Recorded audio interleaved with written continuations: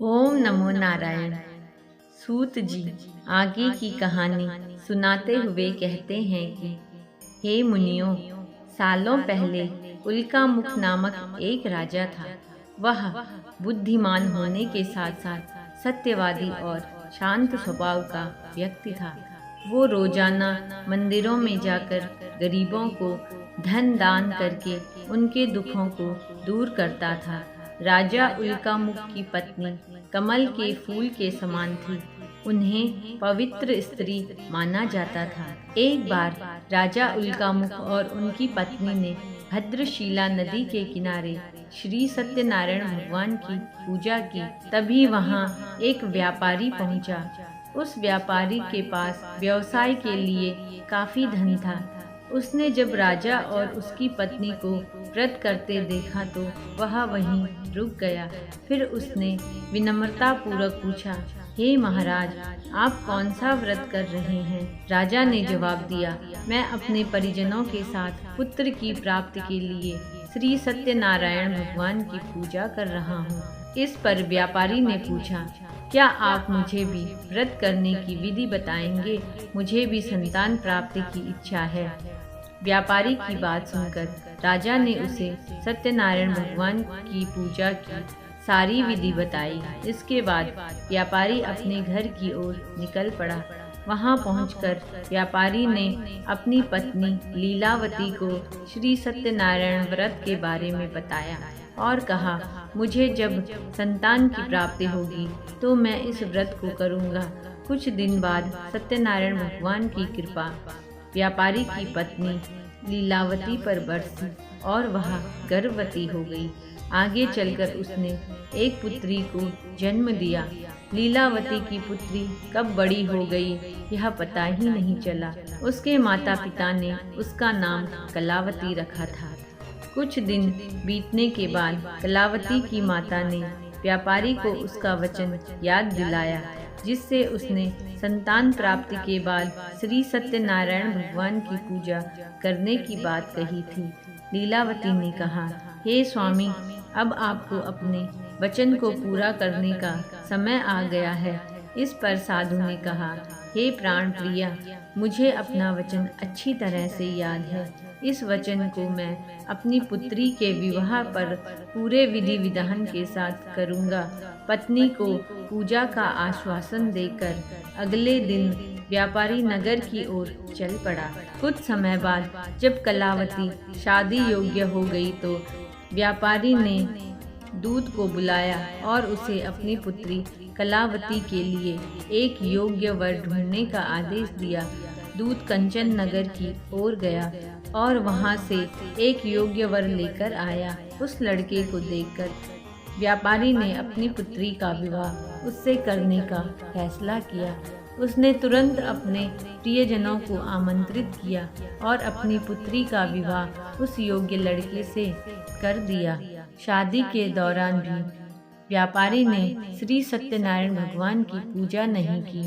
व्यापारी का रवैया देखकर श्री सत्यनारायण भगवान गुस्से में आ गए और उन्होंने साधु से रुष्ट होकर उसको जीवन में सब सुख समृद्धि दूर हो जाएगी ऐसा शाप दे डाला। इधर अपने कार्यों में व्यस्त साधु अपने दामाद के साथ चंद्रकेतु राजा के नगर में व्यापार करने पहुंचा।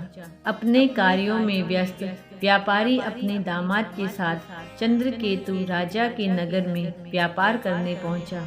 तभी एक दिन अचानक एक चोर चंद्रकेतु राजा का धन चुराकर भागते भागते उसी व्यापारी की दुकान पर जा पहुंचा। यहाँ सिपाहियों को अपने पीछे आते देख चोर ने चुराया हुआ धन व्यापारी की दुकान में छुपा दिया। राजा के सिपाही जब वहां पहुंचे तो उन्हें राजा का धन व्यापारी और उसके जमाई के पास दिखा। उन्होंने तुरंत दोनों को बंदी बनाया और उन्हें राजा के पास ले गए। सिपाहियों ने राजा से कहा, महाराज, हमने दोनों चोरों को सामान के साथ पकड़ लिया है। आप बस आदेश दें कि इन दोनों को क्या सजा देनी है।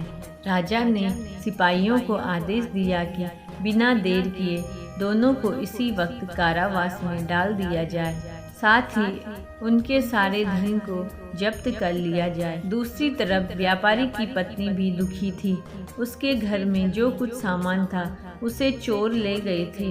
एक दिन व्यापारी की बेटी कलावती भूख प्यास से तड़पती हुई भोजन की तलाश में एक ब्राह्मण के घर पहुंची। वहां उसने श्री सत्यनारायण का व्रत होते हुए देखा। फिर उसने भी उस ब्राह्मण से सत्यनारायण भगवान की कथा सुनी। इसके बाद प्रसाद ग्रहण करके अपने घर चली गई। घर पहुंचते ही कलावती की माँ ने उससे पूछा, बेटी तुम अब तक कहाँ थी और तुम्हारे मन में क्या उथल पुथल हो रही है? इस पर कलावती ने अपनी माँ से कहा, हे माता, मैं अभी अभी एक ब्राह्मण के घर से आ रही हूँ। वहाँ मैंने श्री सत्यनारायण भगवान की कथा सुनी। अपनी पुत्री की बातों को सुनने के बाद लीलावती ने भी सत्यनारायण भगवान की पूजा की तैयारी शुरू कर दी। फिर उसने अपने परिजनों को बुलाया और पूरे विधि विधान के साथ सत्यनारायण भगवान की पूजा की। साथ ही लीलावती ने भगवान से अपने पापों के लिए माफ़ी मांगी और अपने पति और जवाई को रिहा करने की प्रार्थना भी की। लीलावती के इस कार्य से श्री सत्यनारायण भगवान प्रसन्न हुए। उन्होंने राजा चंद्रकेतु को सपने में दर्शन दिए और कहा, हे राजन, तुमने जिसे बंदी बनाकर रखा है उसे तुरंत रिहा कर दो और उसकी धन संपत्ति भी लौटा दो। अगर तुमने ऐसा नहीं किया तो तुम्हें भी मैं धन और संतान के सुख से वंचित कर दूंगा।